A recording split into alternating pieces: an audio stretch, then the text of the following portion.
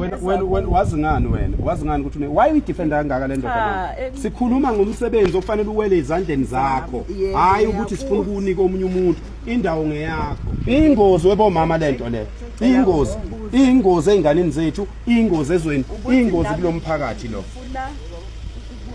awekho amaphepha abanawo laba bantu wena wawabona ngani sekusabalele ivideo einkundleni zokuxhumana uphakela umthakathi ephikisana nowesifazane ngenxa yokuthi lo wesifazane ebengafuni ukuthi abantu laba bokufika bephume ejaldini lakhe ngoba kade benesitolo. Sawubona mbukeli, bisacitha uma uqala ungena kule channel usize ucofa subscribe button ulike ivideo.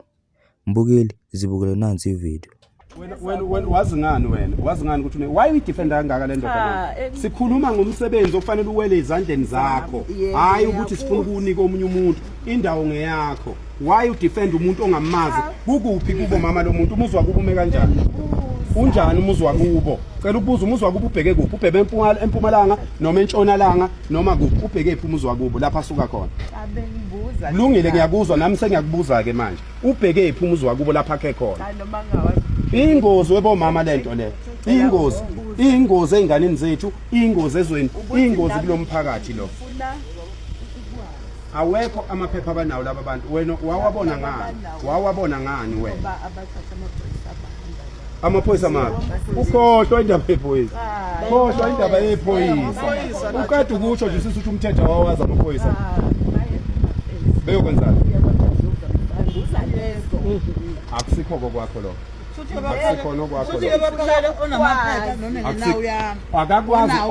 akakwazi unispaza shop wonke umuntu othola amaphepha kusukela ngo2016 nimzwile lo mama uthi from 1997 uthi from 1997 abantu ade benikwa amaphepha ngendlela engekho emthethweni ngiyakuzwa lokho kusho ukuthi unawo amaphepha uhlala eSouth Africa ukaniwe yini ukanuba ukanuba nemvume ube novisa nana uhlale nakho la sekuthola amaphepha unandabani nendoda ongayazi unendabani nendoda ongayazi ukuthi ngifuna ukuzwa yeah wemfowethu yibuthathi biza abantu netruck lakho nithathe impahla zakho la store uyezwa ba please do that because these women can't protect you they can't protect you they think they can't don't you see the problem let me tell you the problem you guys when you come to the country you weigh the country through women it's not right we are men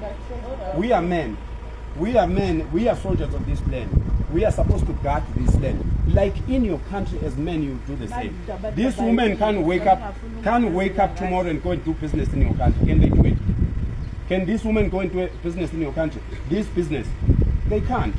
It is a reserved for every country's got this law, the same law that we are using right now. So please respect us as men. Don't worry about women. Women are always emotional and it doesn't solve any problem. Cela ukuthi ulungise thatha itruck thatha impahla zakho take it back away no ngeke ukwazi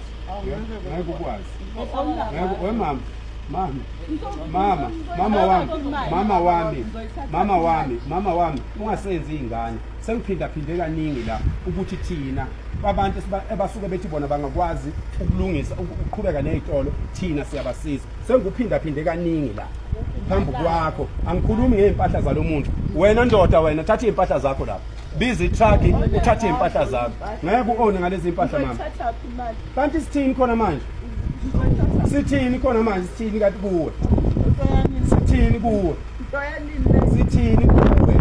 kuwe as soon as lo ekhipha impahla zakhe lo wena ndoda you are a man, I'm a man.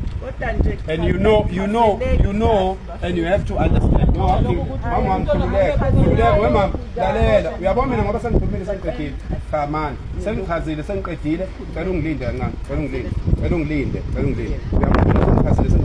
Wena mawufuna ukuvikela leli kwere livikele sesiyahamba thina wena ndoda thatha impahla zakho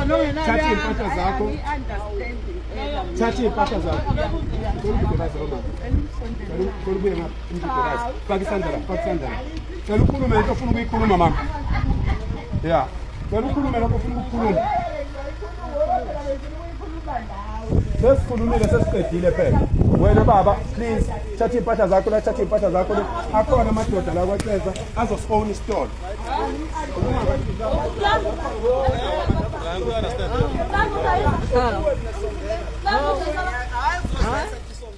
Mbukeli sibonge ngokubuka kwakho ivideo ungakhohlwa ukulike, ukusubscribe, ukucomment kule channel usitshele ukuphawula kwakho kwi-comment section mayelana nolu daba. Ungabuka ivideo elandelayo.